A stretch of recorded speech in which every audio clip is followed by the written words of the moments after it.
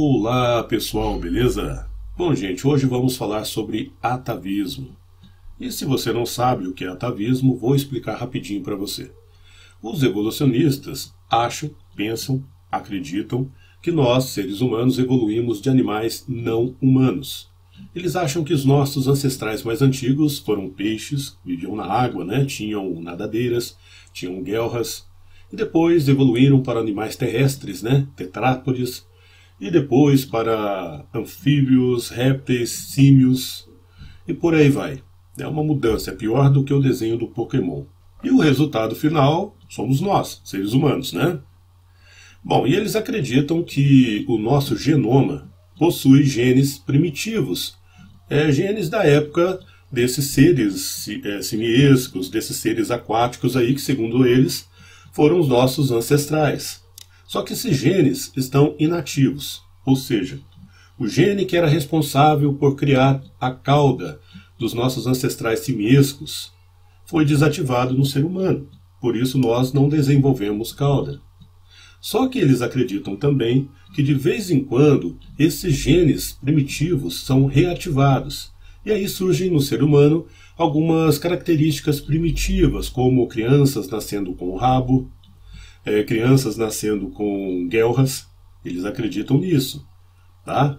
E nesse vídeo nós vamos comparar o que o darwinismo diz com o que a ciência de verdade diz a respeito desses atavismos, ok? Vamos ao vídeo então.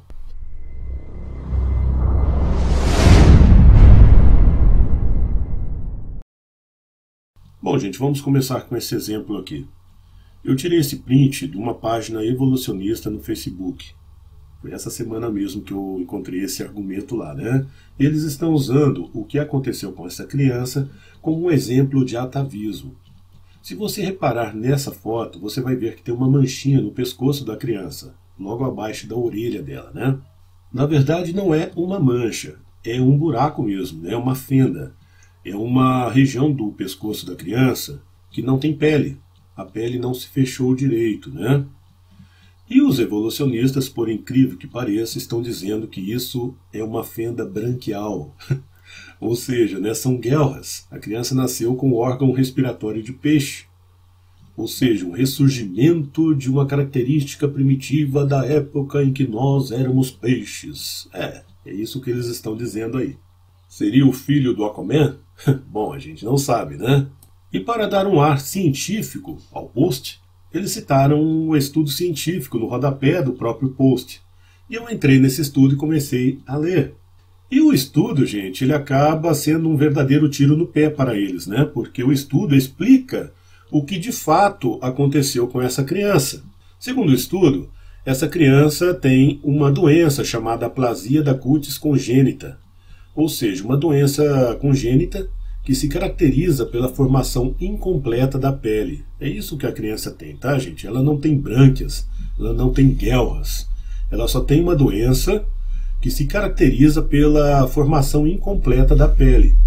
Essa doença, gente, ela pode aparecer em qualquer parte do corpo da criança, principalmente no couro cabeludo, segundo esse outro estudo aqui, que diz que 60% dos casos dessa doença acontecem no couro cabeludo, ou seja, a criança vai nascer com uma região do couro cabeludo faltando pele.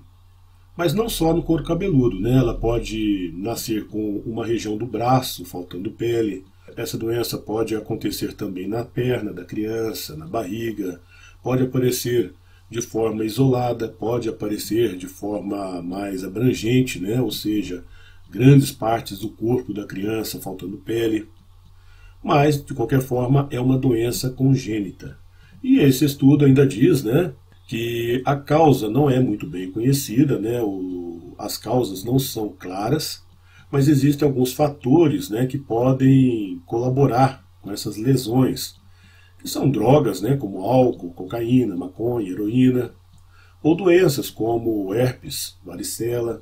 E o estudo, é claro, não cita o atavismo como uma das possíveis causas, porque aqui é ciência de verdade. Aqui eles têm que pesquisar para descobrir a real causa da doença e não ficar de especulações né, apelando para parentes imaginários simiescos do passado, parentes que eram peixes e tal. Não, gente, aqui eles têm que pesquisar, eles têm que descobrir a real causa da doença. E a causa da doença é a aplasia da cutis congênita, e não o atavismo, tá? E o mais engraçado nisso tudo é que quando essa mesma doença ocorre no couro cabeludo da criança, ou nos braços, ou na barriga, ou na perna, não aparece nenhum evolucionista dizendo que isso é atavismo. Mas quando aparece no pescoço, logo abaixo da orelha, né, e fica parecido com uma guelra, aí eles aparecem. Não, isso é uma guelra, isso é um aparelho respiratório dos peixes que ressurgiu na criança, porque os antepassados, né, os ancestrais dessa criança eram peixes. Gente, qual é, né? Qual é? É só uma ausência de pele no pescoço da criança, beleza? Vamos ao próximo caso então. Cauda humana. Pois é, esse é outro exemplo de argumentação tosca em prol da teoria da evolução. Eu já falei sobre isso aqui em outro vídeo, eu não me lembro qual vídeo foi, mas eu sei que eu já falei sobre esse assunto aqui. Mas é sempre bom dar aquela reforçada. A gente sabe que algumas pessoas nascem com essa coisa aí, parecida com o rabo. E é claro que os evolucionistas não perdem tempo, eles usam isso como exemplo de atavismo. Segundo eles, há 22 milhões de anos, nossos ancestrais simiescos que viviam pendurados nas árvores resolveram viver no chão. E como eles ficavam muito tempo sentados, a seleção natural fez com que as caudas deles ficassem atrofiadas. Então o gene responsável pelo surgimento da cauda foi desativado.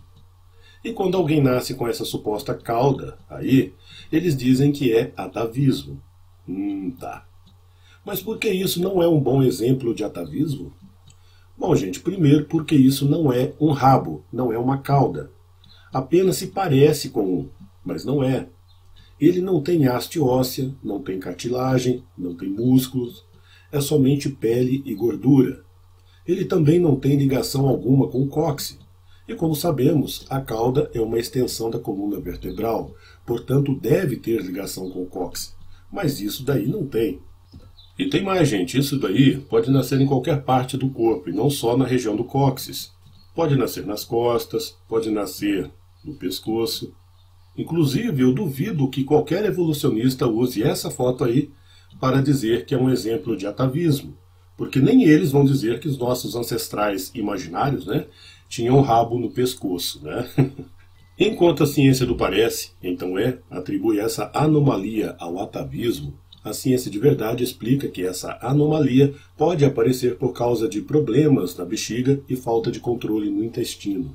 Agora, disse o cirurgião, cauda humana geralmente se manifesta em problemas relacionados ao funcionamento da bexiga e falta de controle do intestino.